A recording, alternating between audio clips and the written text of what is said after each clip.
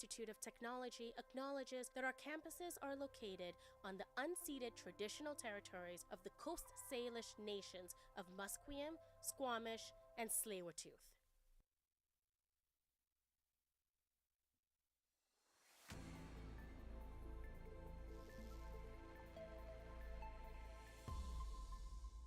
Good morning, Burnaby. It's 10:30 a.m. on Thursday. For BCIT News, I'm Gabe Liessi. Let's talk some news. Vancouver police are investigating the city's first homicide of the year. Police say a man was stabbed near East 10th and Commercial Drive on Tuesday evening. They were called to the scene around 8:40 p.m. The victim died after being taken to hospital.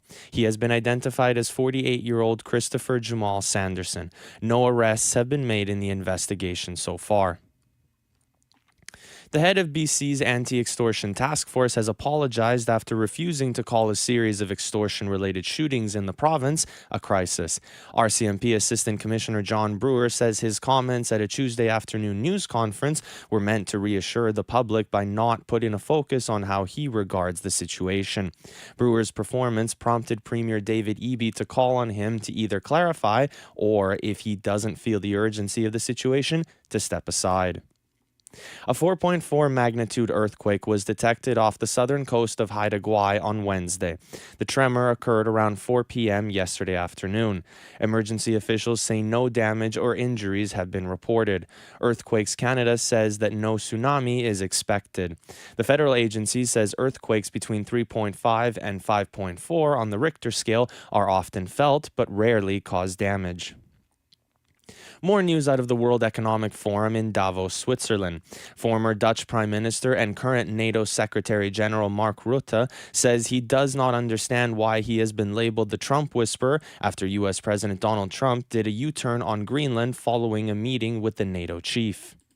Why would I need to find a way if he's doing the right stuff? When it comes to NATO, he's doing the right stuff. When it is coming to the Arctic, he is focusing us on the right issues. So why do I have to whisper to anybody? He doesn't need that.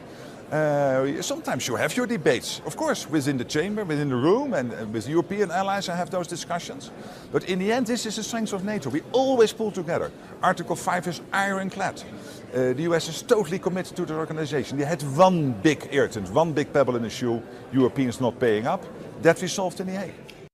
Rutte is known across Europe as level-headed and pragmatic and has experience dealing with Trump on the world stage before.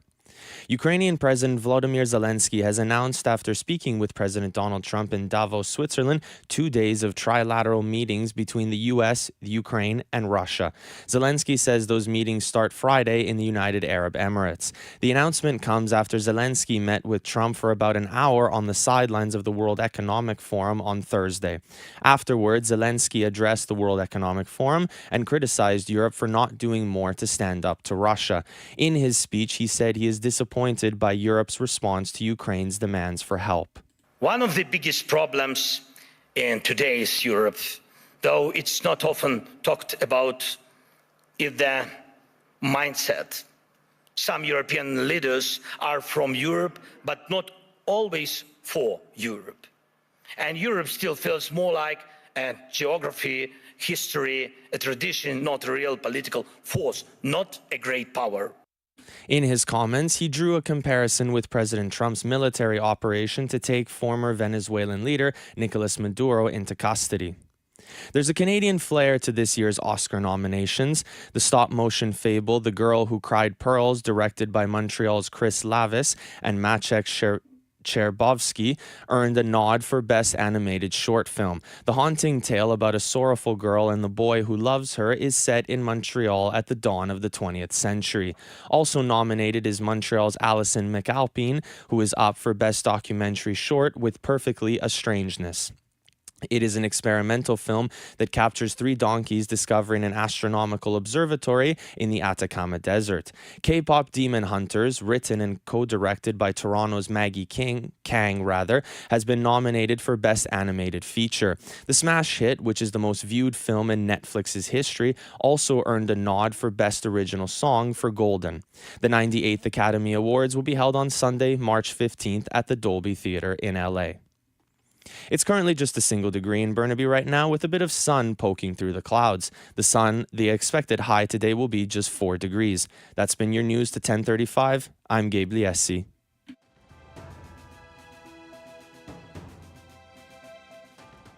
Stay tuned for more on BCIT's 1680 The Crow. It's your career, your vision, your goal. Navigate it your way. Flexible learning is designed for you. Learn a new skill or earn a degree at your own pace. BCIT, flexible learning for a complex world.